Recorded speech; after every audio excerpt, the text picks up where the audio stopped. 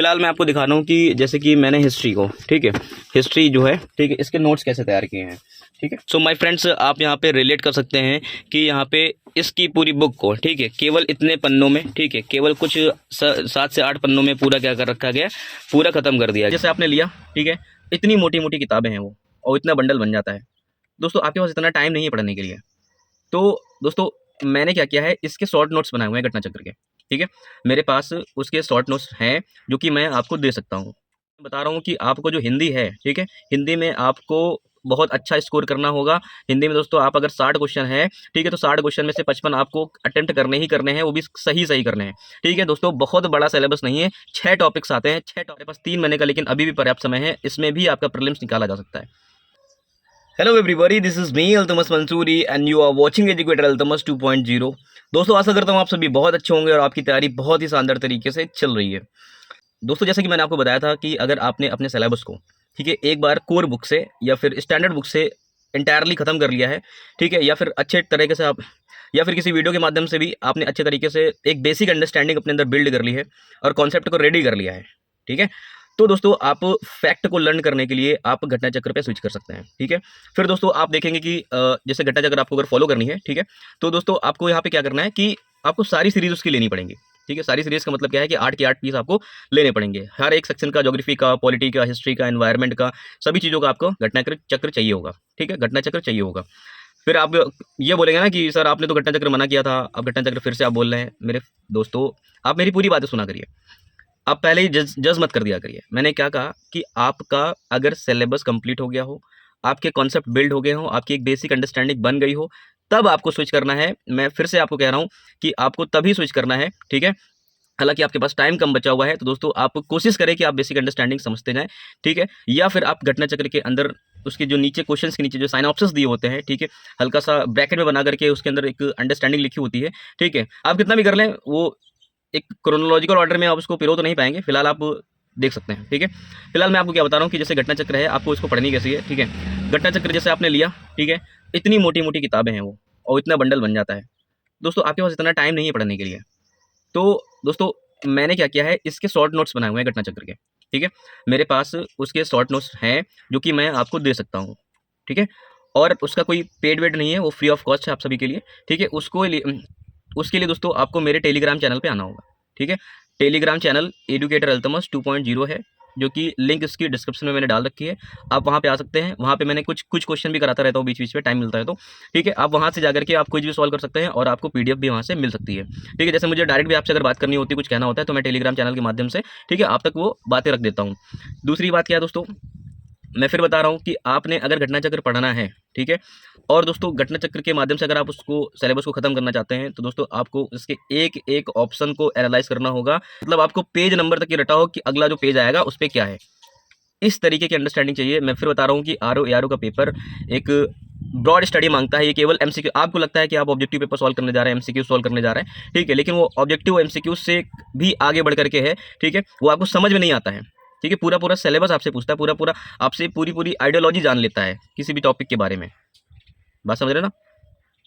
तो दोस्तों आपको उस वे पे तैयार करना है, ठीक है। आपको गूगल की भी हेल्प लेनी पड़ जाएगी, ठीक है। आपको शॉर्ट टर्म में, इतने टाइम भाई हमारे पास बुक खोल करके सब कुछ पलटने का समय नहीं बचा हुआ है, ठीक है।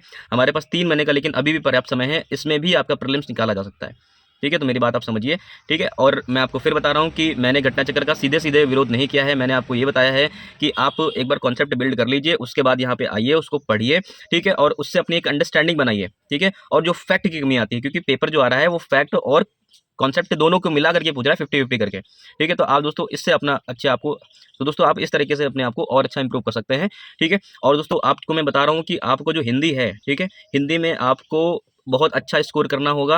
हिंदी में दोस्तों आप अगर 60 क्वेश्चन है, ठीक है, तो 60 क्वेश्चन में से 55 आपको अटेम्प्ट करने ही करने हैं, वो भी सही सही करने हैं, ठीक है। दोस्तों बहुत बड़ा सिलेबस नहीं है, 6 टॉपिक्स आते हैं, 6 टॉपिक्स को आप अगर रोज अगर हर टॉपिक से 10-10 चीज़ें करके अगर तैयार कर लेंगे, तो दोस्तों आपके पास 55 प्लस हिट करने, मतलब 60 में 60 भी हिट कर सकते हैं आप, ठीक है। तो दोस्तों इस तरह से आप अपनी तैयारी को थोड़ा बूस्ट दीजिए, और मैं रेगुलर आपके साथ रहूँगा, पेपर तक आपके साथ रहूँगा, और आपको डेफिनेटली एकदम जेन्युइन चीज़ें बताता रहूँगा, जिससे आपको आपकी कट ऑफ और प्रीलिम्स क्रैक करने में कोई दिक्कत ना हो। आशा करता हूँ आपको ये मेरी सारी बातें समझ में आ रही होंगी। तो दोस्तों जैसे कि मैंने आपको दिखाया है वीडियो में, ठीक है, आप वो जा करके कर लीजिए। ठीक है, तो जल्दी मिलते हैं दोस्तों नेक्स्ट वीडियो में। Thank you so much for watching this video. और हाँ, अगर चैनल पे नए हो तो सब्सक्राइब जरूर कर दीजिएगा। ठीक है, और कमेंट में अपनी राय जरूर बताएं, आपको क्या चाहिए, आपको प्रॉब्लम्स क्या क्या आ रही है, आप कमेंट सेक्शन में जरूर हमें पिन डाउन कर सकते हैं। मैं जरूर इसका रिप्लाई दूंगा या फिर नेक्स्ट वीडियो में उस पॉइंट्स को मैं कवर कर दूंगा। ठीक है, तो दोस्तों जल्दी मिलते हैं। Thank you so much for watching this video. हैं कि हमारे पास पहले ये किताब है भारतीय इतिहास की, ठीक है, और पूर्वावलोकन की है, घटना चक्र की है। एडिशन से मतलब कि मेरे पास ये पुरानी है, ठीक है। और दूसरी चीज़ ये है कि ये सामान्य विज्ञान की है, ठीक है, 2022 की है, ठीक है। और ये किसकी है, भूगोल की है, और ये उत्तर प्रदेश की है, और एनवायरनमेंट की पॉलिटिक है, वो सब भी है। ठीक है, फिलहाल मैं आपको दिखा रहा हूँ कि जैसे कि मैंने हिस्ट्री को, ठीक है, हिस्ट्री जो है, ठीक है, इसके नोट्स कैसे तैयार किए हैं। ठीक है, सो माय फ्रेंड्स, आप यहाँ पे रिलेट कर सकते हैं कि यहाँ पे इसकी पूरी बुक को, ठीक है, केवल इतने पन्नों में, ठीक है, केवल कुछ 7 से 8 पन्नों में पूरा क्या कर रखा गया है, पूरा ख़त्म कर दिया गया है। ठीक है, तो इससे फ़ायदा क्या होगा, ठीक है, फ़ायदा दोस्तों इससे ये हो जाएगा कि आप मतलब पेपर से जाने से पहले, मान लो आपका कल पेपर लगा हुआ है, तो आप इतनी मोटी बुक थोड़े पढ़ के जाएंगे, आप इतनी मोटी बुक रिवाइज करके थोड़े ना जाएंगे। आप क्या करेंगे, आपके पास ही कुछ सीट्स होनी चाहिए, ठीक है, जिससे आप पूरी एक एक चीज़, पूरी बुक का कंपाइलेशन इसमें आ जाए। ठीक है, एक एक वर्ड यहाँ पे लिख रखा गया है। ठीक है, और देख सकते हैं जैसे कि मुगल है, ठीक है, तो मुगल के बारे में देखा गया है कि मुगल वंश की स्थापना किसने की है, ठीक है, किसने किसको हराया है, ठीक है, कौन कौन से युद्ध हुए हैं, खानवा का युद्ध हुआ है, ठीक है, ठीक है, और खानवा के युद्ध में किसको हराया गया है, खानवा के युद्ध में जिहाद का नारा लगाया गया था, राणा सांगा को हराया गया था। ठीक है, फिर चंदेरी का युद्ध हुआ है। ठीक है, फिर इस तरह आप जा सारे देख सकते हैं, यहाँ पे एक एक चीज़ को नोट करके दिखाया गया। ठीक है, तो आप ये देखिए, ठीक है, फिर इसके बाद हुमायूं आए हैं।